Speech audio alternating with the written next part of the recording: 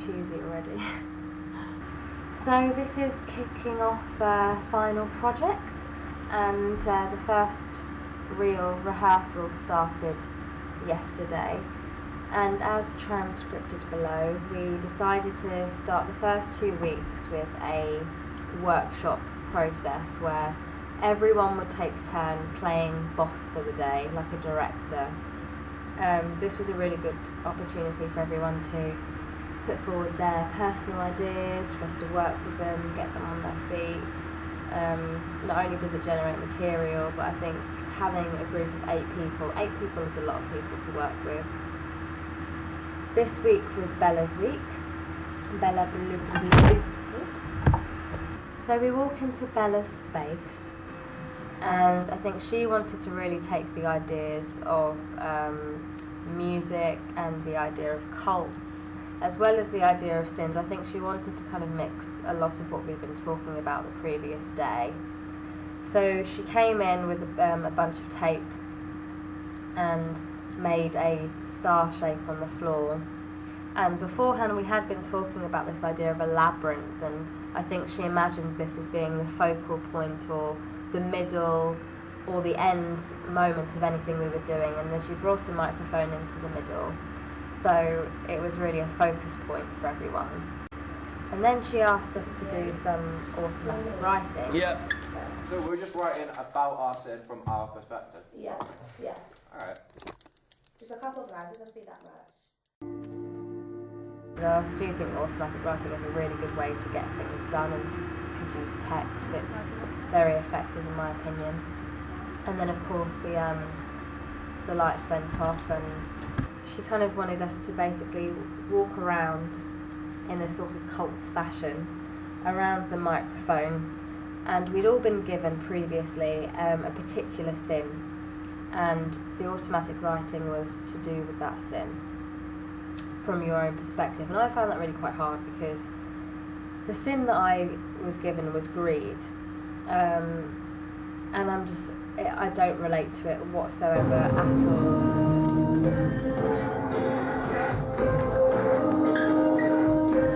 I'm scared of running out of the things I need. I have to survive. I need to buy all of the last items. I need to save them and hide them. I may not look powerful, but I will survive. I will hide the food in my house. When people ask if I have a spare of something, or if I might have some food they could have and pay me back, I will say no, because I need it for myself. If someone asks if I have 20p they can borrow, I will say no. I do not want to give them my money. It's mine. What if I never give it? What if they never give it back? What if I find myself short of that 20p? I will ask someone else if they will give it to me, and I will act like stress and more dramatic than usual to get that money. And I will not give them that. They will forget. They will forget. And if they do not give me money, they are lying. They are greedy too.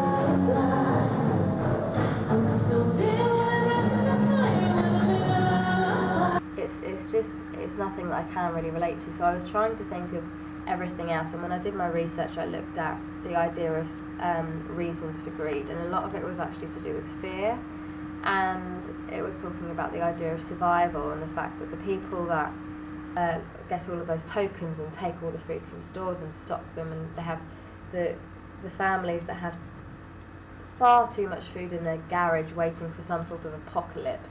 That's kind of greed. That's a version of greed, of taking everything for yourself, for your own survival.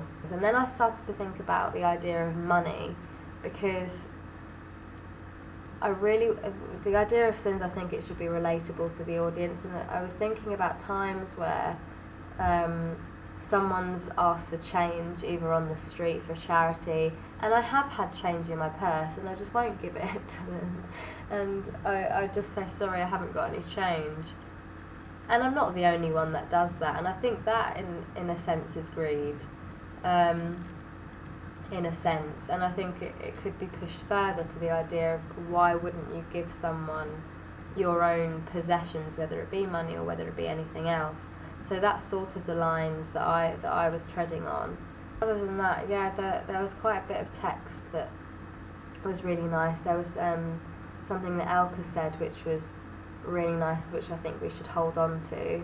I fall in love like falling down. It hurts like hell, but it's funny to watch. And I think the thing that's been concerning for us at the moment is the fact that there are 8 of us when there are 7 deadly sins, and we've kind of created this idea of vanity for Bella, since Bella was the last person to join our group. But vanity technically isn't really a sin, and it's more to do with pride. It's sort of a joined one, so I don't know how to tackle that. Another problem that we've kind of had, a while ago we discussed this idea of a labyrinth or a maze, and it was an image that I came up with, that I talked to Ben about way before we really got the group together, horror or thriller type atmospheres, and the fact that I've always wanted to create some sort of labyrinth that moves, whether it be through flats, and I think we've always kind of everyone's kind of kept that in mind, which is great, but I think we keep on mentioning things but don't really realise the practicality of them. So Ellie brought up quite a few good points on that. And if we are going to bring that as something that everybody links their idea into as a major starting point, we do need to think about how we're going to build it, because it has been done so many times before and looked like cack. Just thinking we could like have like drip instead, but hanging down from like the lighting rig, so that if we can't move them, we can literally swipe them across. So we move them instead, so instead of being flats, the curtains, but they're still just as okay. I'm not sure we'd be able to swipe them across from I above. don't know. Maybe have them hanging off certain ones that don't have lights on, but swiping, I don't think. We do just tend to talk for too long though. I mean, the exercise that Bella created didn't go on for that long, and we still managed to use up the rehearsal. A corridor or a tunnel, or even if it was just, we wanted to give the illusion of a maze. Because it's such, you really underestimate how people are so fucking slow, and especially a crowd of people, they just want to be turtles for the day, like seriously. So when we're doing something, that takes up a lot of time having a big. But we could bring them in like 10 at a time. For example, in Josh and Charlotte's, when we were meant to read all those books and we were meant to look at everything around the space, and people were a hell of a lot more interested in taking pictures of themselves as penguins because they were in a group. Because if you think about it, we've been taught we can do whatever the hell we want in a space because the performers have to tell us what to do. And take them to new parts of the maze, which means we're going to have to be technically setting up the set still whilst we're performing, which is a fucking terrible idea in terms of not hearing them. They're not hearing her. What if one of them gets too scared? Goes, okay, I'm going to leave now. Turns around and he's fucking gone. Where the fuck do I go? Where's his man? He's gone. Right, so. But I'm just saying, for the whole year, there's only a £200 budget. Ryan and I took £70 of that to do 5 flats. Charlotte and Josh have took some.